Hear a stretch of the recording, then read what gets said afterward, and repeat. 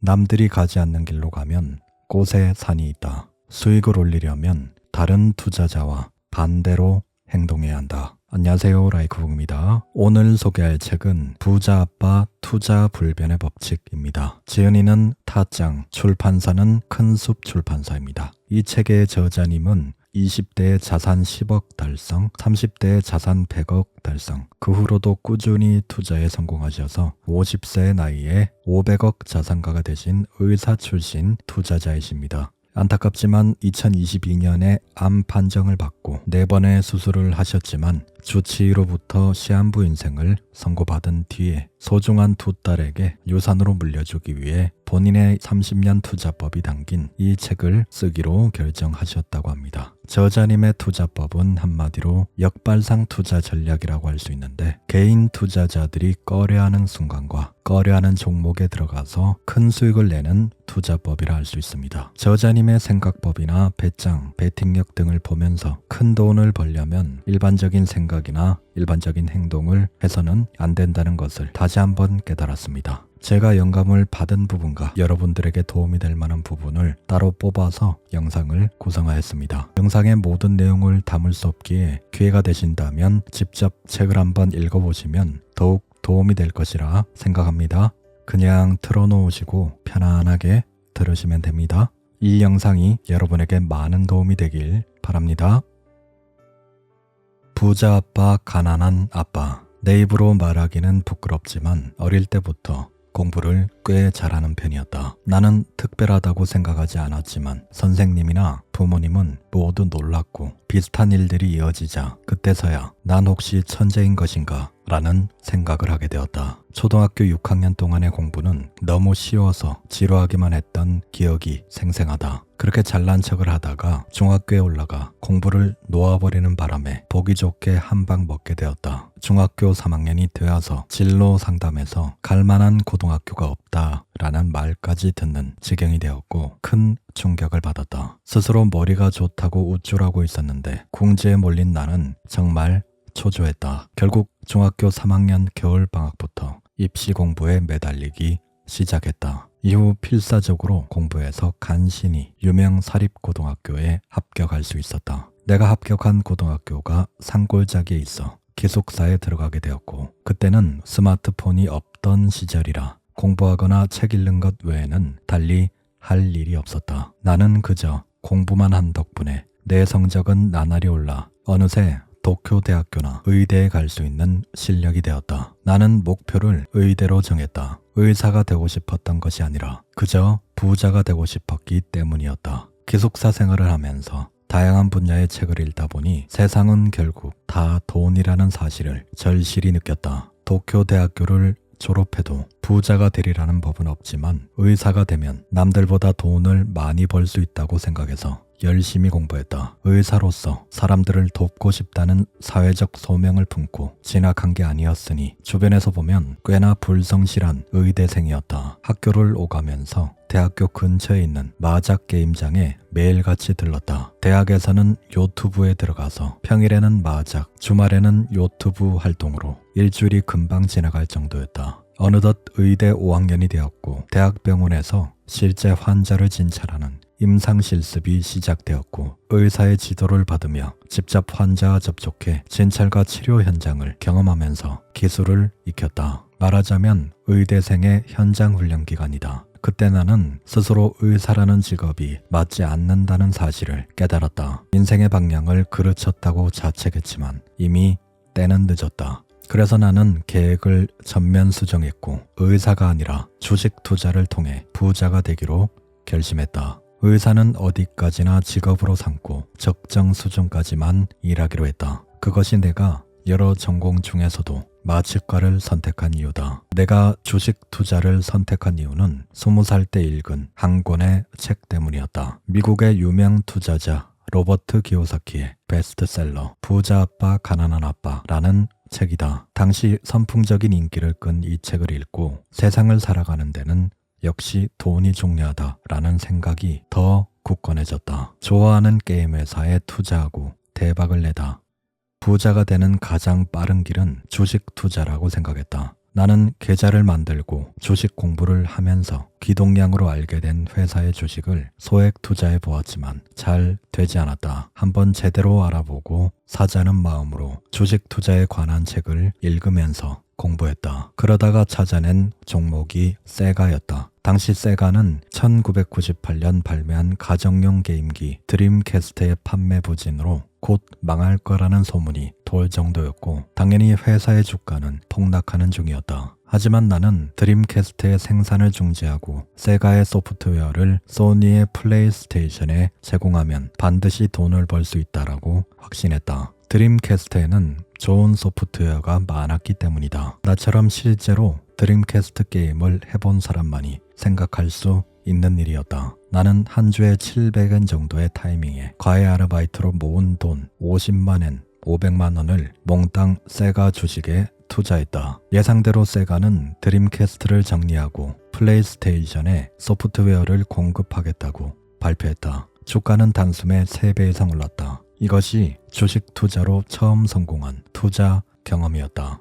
인생사 세옹지마. 대학 시절 나는 하루가 멀다 하고 마작이나 하러 다니며 제대로 공부하지 않았다. 그러다 보기 좋게 의사 국가고시에 떨어지고 말았는데 동기들 대부분 합격했는데 나만 떨어져서 분하기도 하고 너무 창피했다. 엎친 데 덮친 격으로 당시 주식 투자 결과도 썩 좋지 않았다. 세가 주식의 투자 성공으로 150만엔 1,500만 원까지 불었던 자산이 어느새 원금까지 줄어들었다. 그제야 난 정신을 차렸다. 의사 국가고시도 주식 투자도 제대로 공부해야겠다고 마음먹었다. 시험에 합격한 동기들은 선배 의사가 되었고 임상 경험을 쌓기 위해 연수위로 대학병원에서 일하기 시작했는데 불합격 낙인이 찍힌 나는 일도 안 하고 그냥 백수 신세였다. 끝도 없는 열등감에 시달렸다. 하지만 그 열등감 덕분에 24년 인생 처음으로 스스로 공부하게 되었다. 물론 의학보다 주식에 대한 공부의 의욕이 더 강했다. 의대 공부는 어디까지나 의사국가고시에 합격할 정도로만 했다. 나는 매일 주식 관련 책을 읽기로 결심한 뒤에 연간 100권 정도를 읽고 나서 큰 깨달음을 얻었다. 지금 생각하면 의사 국가고시에 바로 합격해서 연수위가 되었다면 너무 바빠서 제대로 주식 공부를 하지도 못했을 것이다. 시험에 떨어지고는 정말 분하고 부끄러웠지만 돌이켜보면 오히려 다행이었다. 세상 만사 세옹지마라고 하더니 옛말에 그런 게 하나도 없다. 29에 10억대 부자가 되다. 의사 국가고시에 떨어지고 1년 후 다시 공부해서 응시한 결과 무사히 합격했다. 그 후 2년 동안은 연수위로서 눈코 뜰 새 없이 바쁜 나날을 보내게 되었다. 주식을 할 여유 따위 없기도 했고 또 해서도 안 된다고 생각했다. 그래서 한 가지 방법을 찾아냈다. 연수위 2년 동안은 주식을 사고 파는 것은 그만두고 한동안 묵힐 수 있는 주식을 사두자. 그래서 산 주식이 호주의 금 관련주였다. 당시 금 1트로이온스를 채굴하는데 드는 비용이 $500 정도였다. 반면 팔 때는 $300 정도밖에 하지 않는 상황이었다. 즉 캐면 캘수록 적자를 보는 이상한 상황이었다. 하지만 언젠가 금 가격이 올라갈 게 틀림없다. 그러므로 지금 금 광산의 권리를 보유한 회사의 주식을 사두면 연수위 2년 동안 반드시 올라갈 것이다 라고 생각했다. 그래서 여러 가지를 조사한 결과 당시 적자가 나서 주가가 떨어져 있던 호주의 금 관련주에 눈독을 들이고 자금을 투입했다. 그때 투자금은 과외 아르바이트와 주식 투자로 불린 600만엔 6천만 원이 조금 넘는 돈이었다. 20대 중반의 젊은이가 투자하는 금액치고는 큰 편이지만 만일 몽땅 잃어도 의사로 일하면 꼭 되찾을 수 있다고 생각해서 별로 주저하지 않았다. 그리고 2년 동안 연수위로서 벌어들인 월급을 떼어서 또 이 금광주에 추가 투입을 했다. 그 결과 연수위 2년이 끝났을 때 금 관련주는 내가 예상한 대로 가격이 올라갔다. 당시는 금을 광산에서 운반하는 운전기사의 연봉이 1,500만엔 1억 5천만 원이나 되었다. 그만큼 경기가 좋았으므로 내가 산 금 관련주의 주가는 10배 이상으로 뛰어올랐다. 그 타이밍에 모든 주식을 매각하고 단숨에 자산을 9천엔 9억 원까지 늘렸다. 그 9억 원은 다시 주식 투자로 돌렸고 당시는 의사 업무에 집중하고 있었기 때문에 20개에서 30개 종목으로 분산 투자하고 있었다. 그 주식들이 조금씩 올라서 2005년 말에는 자산 총액 1억엔 10억 원을 넘어서게 되었다. 29살의 나이에 자산 10억을 달성했다는 사실이 나를 흥분시켰다. 보통 금을 채굴하는 데 드는 비용이 $500이고 팔 때는 $300라고 하면 저자님의 말처럼 금을 채굴하면 할수록 적자가 나는 구조이기 때문에 회사가 이제 곧 망하겠구나라는 생각을 해서 90% 이상의 사람들은 가지고 있는 주식을 회사가 망하기 전에 헐값에 모두 집어던지는 선택을 할 것입니다. 그러나 저자님은 역발상으로 이럴 때 금 관련주 주식을 본인이 여지껏 모은 6천만 원의 돈과 일하면서 번 돈을 추가로 투입을 해서 상당히 저평가된 구간에서 집중 투자 전략으로 금 관련주 종목에 모든 자금을 풀 베팅하는 선택을 했습니다. 금 가격이 끝도 없이 추락하고 있을 때는 저자님처럼 언젠가 금 가격이 올라갈 게 틀림없다. 그러니 금 관련 주식을 사두면 반드시 올라갈 것이다 라는 생각을 하는 건 절대 쉬운 생각이 아닙니다. 모두가 꺼려하는 순간에 20대의 보통 사람들과 정반대의 생각을 했고 그걸 과감하게 실행에 옮겼다는 것은 저자님의 배짱과 통찰력, 베팅력이 정말 대단하다는 생각이 듭니다. 리먼 사태로 직격탄을 맞다. 일단 자산 1억엔 10억 원을 달성했지만 2008년 9월에 미국 대형 투자은행인 리먼 브라더스의 파산으로 세계적인 금융위기를 일으킨 리먼 쇼크의 영향을 직격탄으로 맞았다. 이 직격탄으로 인해 자산이 7억 원으로 줄었고 30%의 손실을 입게 되었다. 한편 폭락하는 시기는 절호의 매수 시장이기도 하다. 그래서 나는 리먼 쇼크로 거의 모든 종목의 주가가 떨어졌을 때 수중의 자금을 몽땅 주식에 몰아넣었다. 당시 사귀던 여자친구와 결혼식을 올리기 위해 모았던 돈까지 털어넣었다. 그때 산 주식은 첨가제와 품질 보존제를 개발 그리고 제조 판매하는 프로인트 산업이라는 회사였다. 항상 내 편이던 여자친구가 그때만큼은 엄청 화를 내서 하마터면 결혼도 못할 뻔했다. 당연하게도 결혼 자금까지 리먼 사태로 폭락한 주식시장에 돈을 집어넣는다는 것을 본다면 누구나 그렇게 화를 냈을 겁니다.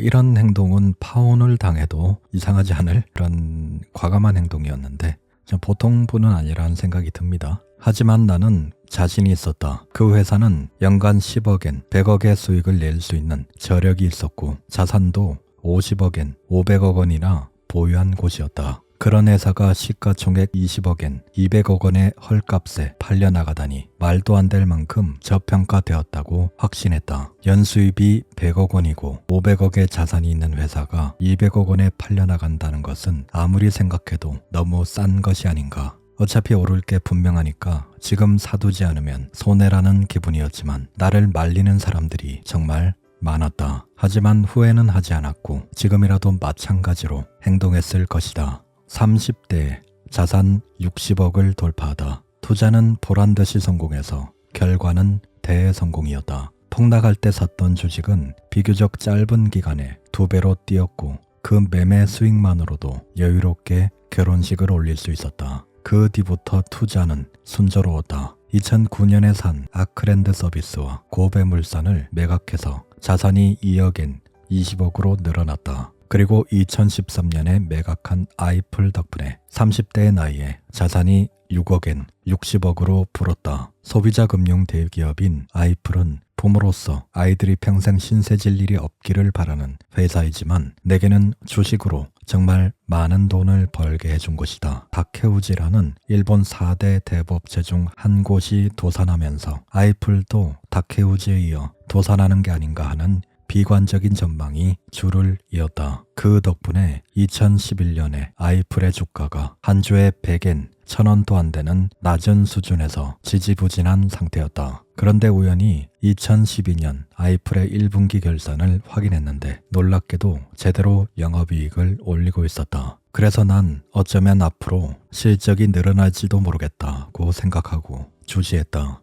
아니나 다를까 2분기 역시 실적이 꽤 좋았다. 실적이 오르고 있었기에 지금이 살 때라고 생각해서 꽤 큰 돈을 아이플 주식에 투자했다. 가족은 물론 친척한테까지 아이플 주식을 사야 한다고 말했다. 그리고 얼마 되지 않아 한 주에 220엔, 2200원 남짓했던 주식이 2013년 5월에는 1600엔, 16,000원을 넘었다. 불과 반년 만에 7배나 뛰어오른 셈이다. 그때는 슬슬 과열이라고 느껴졌고 바로 매각했다. 그 뒤로 아이플 주가는 계속 제자리 걸음을 하다가 쭉쭉 떨어지기 시작했다. 좋은 타이밍에 판 셈이다. 그 이후로 저자님은 딸들이 태어나면서 이미 주식으로는 100억 원 정도의 돈을 벌어뒀기 때문에 딸들의 육아와 성장을 지켜보는데 시간을 사용하기로 결정하셨습니다. 그러던 중에 큰 사건이 하나 발생하는데 책으로 다시 돌아가 보겠습니다. 말기 직장암 4번의 수술. 2022년 내 투자 의욕이 다시 한번 불타오르는 사건이 일어났다. 암을 선고받은 것이다. 이대로 죽을지도 모른다라고 생각하니 지금껏 살아온 증거를 투자 실적으로 남기고 싶다라는 마음이 강해졌다. 투병 생활 중에도 기업 분석을 몇 번이고 되풀이하면서 앞으로 조선업계가 크게 성장할 거라는 확신이 들었다. 그때 나무라 조선소라는 유망주를 발견했다. 10억엔 100억 원이 넘는 원금의 대부분을 나무라 조선소에 모두 털어넣어 주력 종목으로 삼았다. 남는 자금도 거의 모두 조선 관련 종목에 털어넣었다. 그만큼 확신을 가지고 있었다. 결과는 상상 이상의 급등이었다. 나는 나무라 조선소와 다른 조선 관련 종목을 매각했고 다시 HD 한국조선해양에 집중 투자해서 자산이 50억엔 500억 원까지 불어났다. 만일 내게 무슨 일이 생겨도 가족의 생활이 어렵지 않을 만큼의 돈을 남길 수 있다는 사실이 기뻤다. 투병 생활 중에서도 기업 분석을 하다가 조선업이 살아나고 있다는 것을 확신하고 본인의 모든 돈 100억을 나무라 조선소의 조선 관련주에 집중 투자를 했다는 것은 정말 대단한 배짱이 아닐 수 없습니다. 저자님이 한국조선해양으로 또 투자해서 500억까지 불리셨는데 한국조선해양의 월봉을 보겠습니다. 저번 시간에 배웠던 월봉의 균형선, 월봉으로 봤을 때 힘이 이렇게 중첩되는 자리, 이런 자리들이 아주 중요한 자리, 유리한 자리라고 할 수 있습니다. 여기에서 월봉상 이렇게 3중 바닥을 그리는 자리죠. 보통 3중 바닥은 팬티까지 팔아서 들어가도 괜찮을 만큼 강한 바닥 신호라고 할 수 있습니다. 이때 보면은 2023년, 2024년 이렇게 바닥을 다지고 돌아서죠. 저자님은 이런 구간에 투자를 해서 3중 바닥을 다지고 돌아서는 구간에서 이렇게 집중 투자를 하셔서 500억을 달성하셨습니다. 요 당시 재무제표를 살펴보면요. 여기에서 보면 2022년에 영업이익이 마이너스였죠. 영업이익이 마이너스였는데 2023년에 이렇게 적자에서 흑자로 돌아섰죠. 그리고 2024년에 크게 영업이익이 뛰었습니다. 저자님이 중요시하는 거는 바로 적자에서 흑자로 돌아서는 이런 순간, 그리고 영업이익이 크게 뛰어오르는 순간, 이 두 가지가 중요하다고 얘기하셨습니다. 그리고 영업활동 현금 흐름이라는 것은 이렇게 본업을 통해서 번 수익의 현금 자산인 거죠. 여기에서 계속 늘어나고 있는 게 보이죠. 그만큼 본업으로 벌어들인 돈이 많아지고 있다는 소리입니다. 그리고 ROE 같은 경우에도 여기서 마이너스를 했다가 돌아서고 이제 11%까지 늘어났죠. ROE가 두 자릿수 이상이면 아주 훌륭한 조건이죠. 그리고 ROA도 돌아서고 부채 비율도 조금씩 줄어들고 있고 PER도 줄어들고 있고, 그래서 2022년에서 2023년, 2024년이 중요한데 이게 차트로 봤을 때 2023년이 여기입니다. 2022년이 이쪽이고 이제 2022년에 3중 바닥을 찍고 돌아서고 있죠. 2023년에. 그리고 상승, 조정, 다시 상승으로 쭉 치고 나가죠. 그래서 2022년, 2023년, 4년, 5년이 한국조선해양이 이제 바닥을 다지고 돌아서는 구간입니다. 이때 기본적 분석으로 봤을 때도 영업이익이 적자에서 흑자로 돌아서는 구간이죠. 그리고 2024년에는 크게 영업이익이 늘어나고, 그래서 기본적 분석으로 이런 걸 추가로 근거를 확보하고 베팅을 한번 해볼 수 있는 겁니다. 저자님은 평소에는 분산 투자를 해서 수비적으로 운영을 하시다가 본인이 생각하기에 정말 대박 종목이라는 확신이 드는 종목이 나오면은 집중 투자를 해서 그 종목에 가진 돈 모두를 베팅하는 전략을 사용하십니다. 보통 집중 투자는 위험하고 잘못된 것이다 라는 일반적인 상식과는 정반대가 되는 방법을 사용하시는데, 정말 강한 확신이 드는 종목이 있다면 집중 투자를 해야 큰 돈을 벌 수 있다고 얘기를 하시고, 본인이 직접 그렇게 해서 500억을 버셨기 때문에 아무도 거기에 대해서 얘기를 할 수 없는 부분입니다. 말보다는 결과로 증명을 하셨기 때문에 정말 대단하다는 생각이 듭니다. 조선업계 전망이 암울할 때 자신이 가진 돈 100억을 모두 베팅할 수 있는 사람은 0.1%도 되지 않을 겁니다. 책으로 다시 돌아가겠습니다.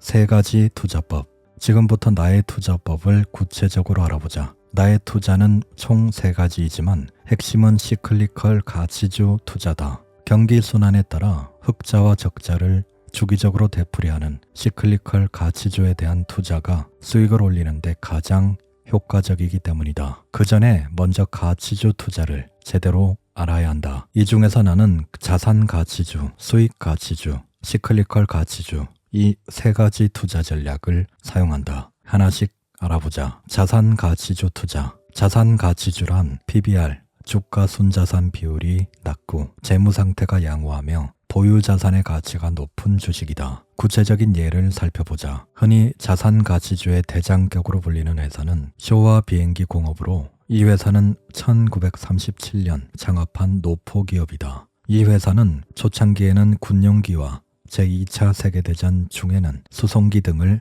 제조했다. 그 때문에 당연히 비행기를 제조하거나 이착륙을 시킬 수 있을 만큼 광대한 토지가 필요했다. 그래서 현재 도쿄의 아키시마시에 있는 거대한 부지에 비행장을 건설했고 2차 세계대전이 끝날 때까지 그곳에서 수송기를 제작했다. 하지만 패전과 함께 일본의 국산 항공기 제작을 금지했다. 따라서 이 회사가 보유한 드넓은 토지는 붕 떠버렸다. 그렇지만 도쿄 도내에 광대한 토지를 보유하고 있으므로 현재 도쿄 아키시마역 앞에 부동산 임대가 중요한 수익원이다. 이 회사의 자산 가치를 많은 기업이 호시탐탐 노렸는데 시간이 흘러 2019년 히타치 금속이 주식 공개 매수를 발표했다. 그 결과 주가는 급등했다. 2019년 11월 초 1주에 1,400엔, 14,000원 전후였던 주가가 연말에는 한 주에 2,600엔, 26,000원을 넘겼다. 자산 가치주 투자는 비교적 간단하지만 언제 주가가 올라갈지는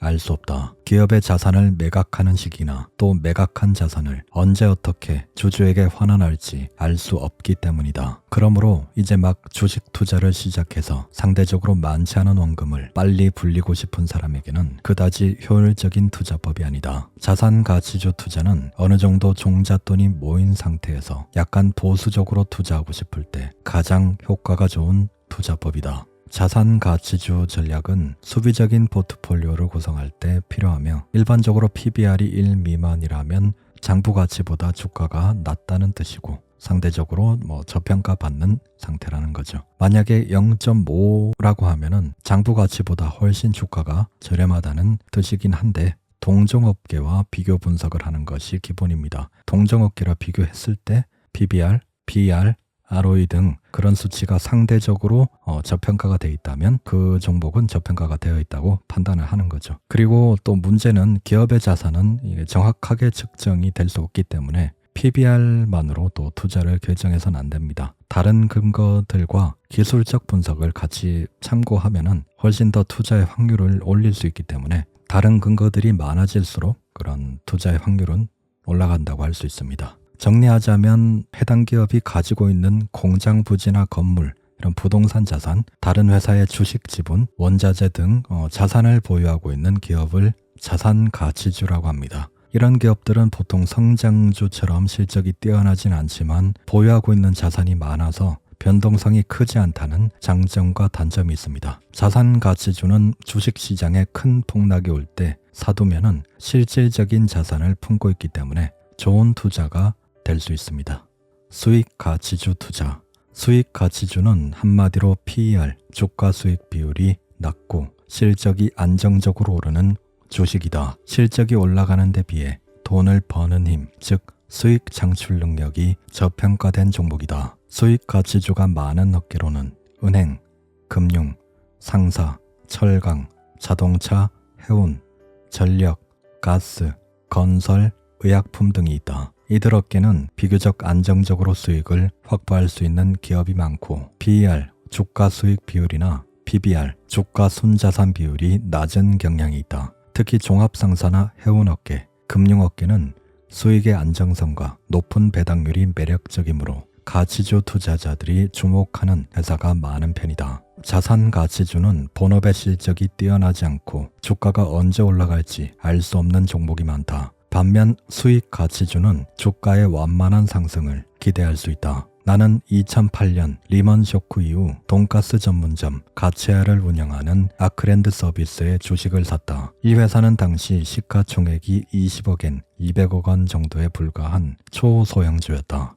당시 내가 근무하던 병원 근처에 가치야가 있었다. 가치야는 싸고 빠르고 맛이 있어서 매일같이 드나들었다. 데이트를 할 때도 가치야를 자주 이용하면서 그 가게의 장점에 대해 열변을 토했을 정도다. 통상 경기가 후퇴하면 외식 산업은 직격탄을 맞아 업체들은 그 여파를 고스란히 감당하게 된다. 따라서 리먼 쇼크로 경기가 크게 후퇴했던 당시 외식 산업의 주식은 지금 사면 안 된다 라는 이야기가 많았고 그대로 싼 가격으로 방치되어 있었다. 하지만 나는 실제로 가치야에서 먹어보고 좋은 식당이라는 확신이 있었으므로 반드시 사야 한다고 생각했다. 다만 너무 성급한 감이 있어서 다른 외식 산업의 종목은 어떤지 본격적으로 공부하기 시작했다. 그 결과 역시 아크랜드 서비스가 가장 기대할 수 있는 종목이라고 결론을 내렸다. 결과적으로 아크랜드 주식은 매수한 주가의 10배, 소위 10배거를 넘긴 다음 매각했다. 그 다음에 산 것이 초저가 전략으로 무섭게 성장하는 업무 슈퍼를 운영하는 고배물산이다. 업무 슈퍼는 대용량 초저가 전략을 표방하는 그런 동네 슈퍼마켓이라고 합니다. 내가 주목한 때는 이 회사가 전국적으로 매장을 확대하려고 나설 무렵이었다. 다만 그 시점에서 고배물산의 실적은 썩 좋지 않았다. 영업점 확대에 대비해 창고를 신설한 시기여서 설비 투자가 상당히 늘었기 때문이다. 그 때문에 분기마다 실적 발표를 바탕으로 매매하는 투자자들에게 매력적인 투자 대상은 아니었고 주가가 저렴한 상태에서 매수할 수 있었다. 내가 샀을 때 시가총액이 80억엔 800억 원 정도였는데 팔 때는 240억엔 2,400억 원까지 늘어난 상태였다. 그때도 충분한 수익을 올렸지만 지금 시가총액은 무려 9천억엔 9조 원 규모로 성장했다. 지금 생각해보면 주가만 보고 너무 성급하게 판 것이 아닌가 생각한다. 3배의 수익을 보고 파셨는데 100배 규모로 성장했죠.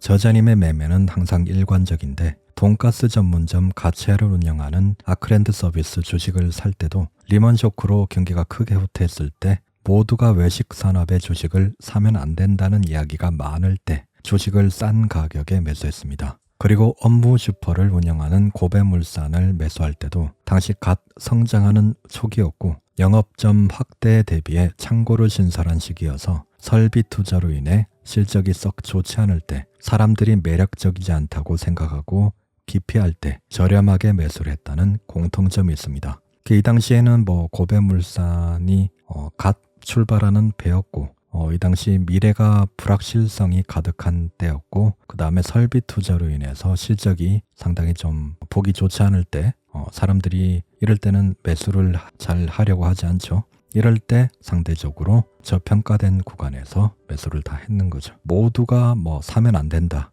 기피한다 이럴 때 과감하게 매수를 한 그런 일관적인 특징이 있습니다. 이게 모든 종목이 그래요.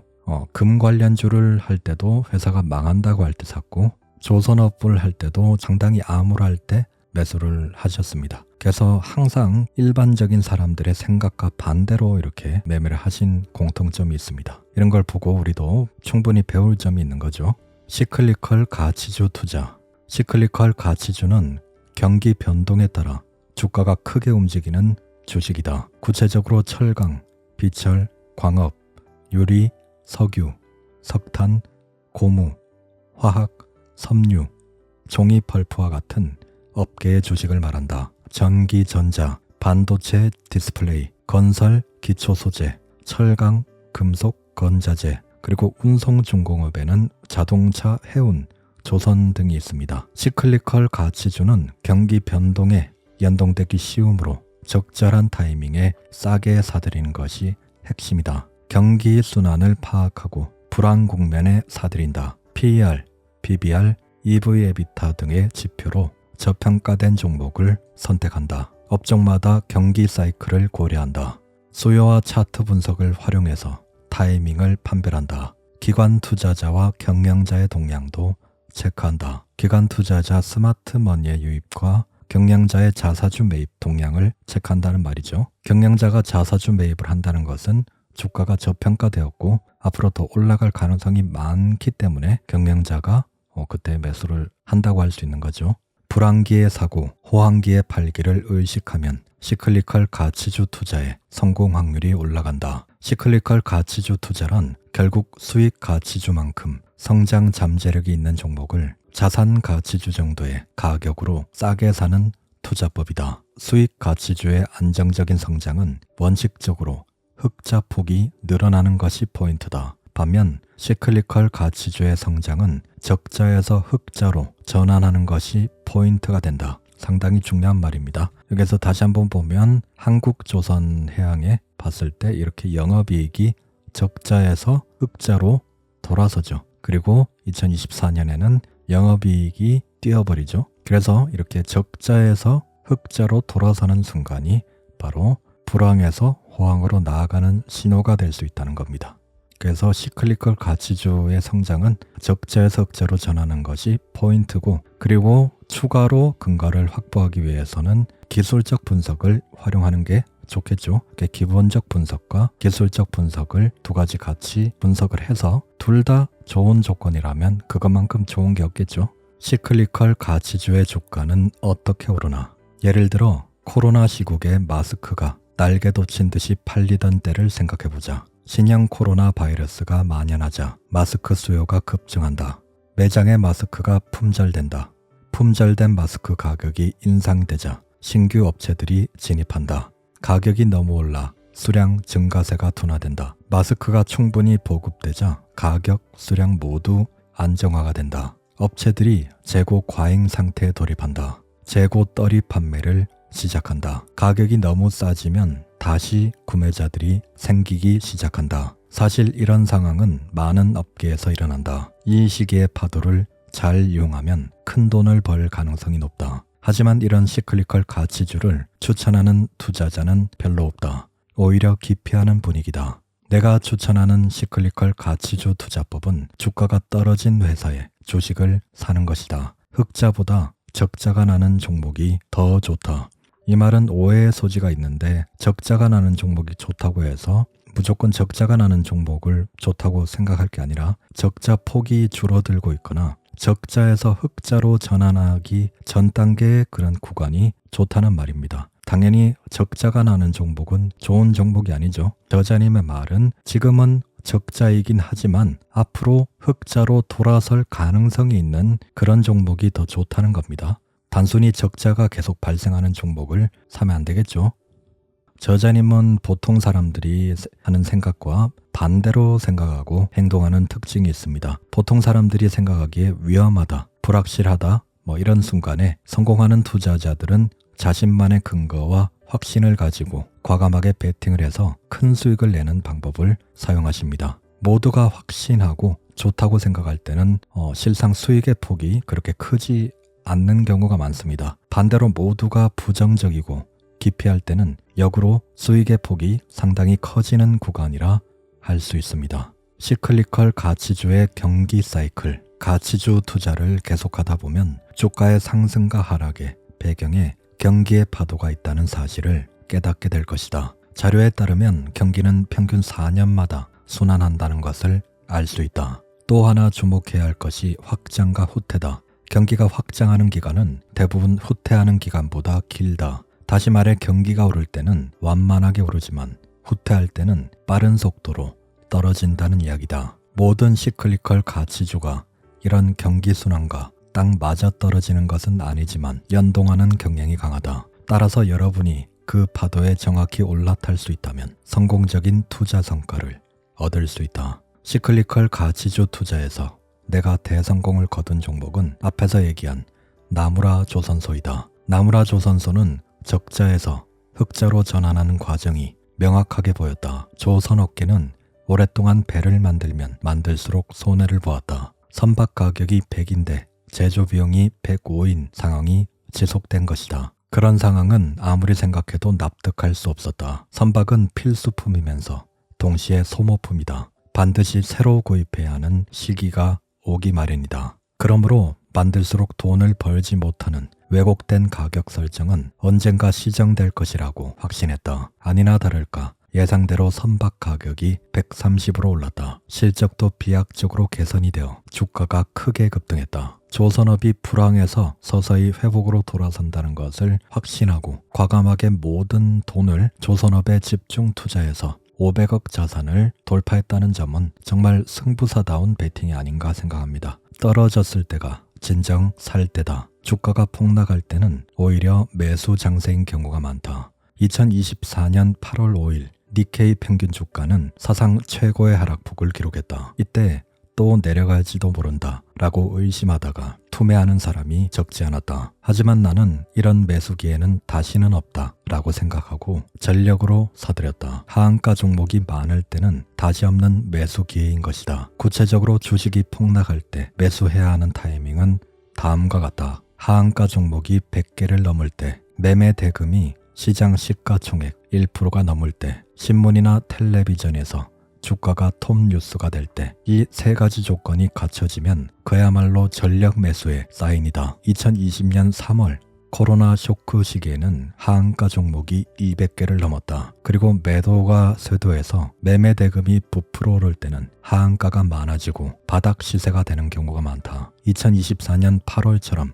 대폭락을 일으켰을 때는 예능 방송까지도 주가에 관한 화제가 톱 뉴스가 된다. 다들 큰일 났다고 소란을 피울 때야말로 절호의 매수 타이밍이다. 폭락은 이처럼 갑자기 들이닥친다. 2024년 8월 폭락도 설마 여기까지 떨어지리라고는 나를 포함해 아무도 예상하지 못했다. 폭락 후 무엇을 했는가? 라는 설문을 실시한 결과 아무것도 하지 않았다는 대답이 가장 많았다. 그것이 보통의 투자자인 것이다. 폭락은 예상할 수 없는 타이밍에 찾아온다. 누구나 예상하는 시기에는 폭락이 오지 않는 법이다. 그렇기 때문에 그 폭락 당시는 아무리 생각해도 살 때이다. 하한가가 100개 종목이나 200개 종목이 넘을 때는 팔 사람이 거의 다 팔아치운 다음이다. 더 이상 투매할 사람이 없는데 다음은 누가 던질까라고 두려워하는 상태다. 그 기간 동안 다들 던지다시피 해서 주가는 바닥이긴 하지만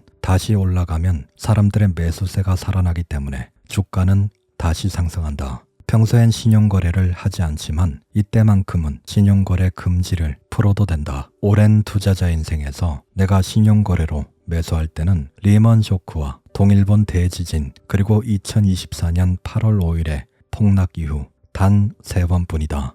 보통 신용거래는 주가가 고점에 올라갔을 때 신용거래가 많이 급증하죠. 저자님은 반대로 평소엔 신용거래를 사용하지 않다가 대폭락이 나왔을 때 그때만 신용거래를 사용한다고 하십니다.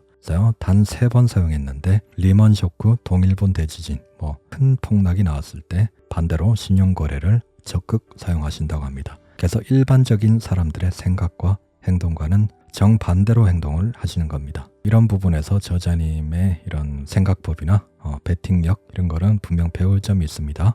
책 내용은 여기까지입니다. 이 영상이 도움이 되셨다면 구독과 좋아요 부탁드립니다. 다음에 더 좋은 영상으로 찾아뵙겠습니다. 라이크북이었습니다. 감사합니다.